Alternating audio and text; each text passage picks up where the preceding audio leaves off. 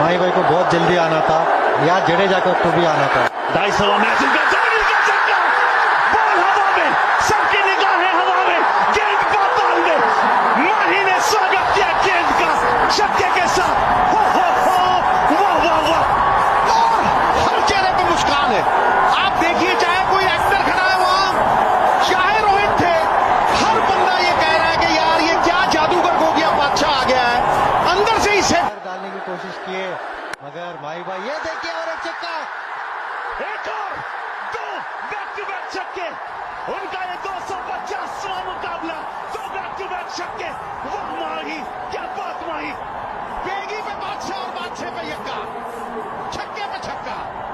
ले भैया, दुखी पे दुखी हो या सत्ते पे सत्ता, नहीं छक्के पे छक्का, कोई फर्क नहीं। अलबत्ता जब माही है तो डगआउट है उसमें ट्रैफिक ज्यादा हो गया है, उनको क्रीज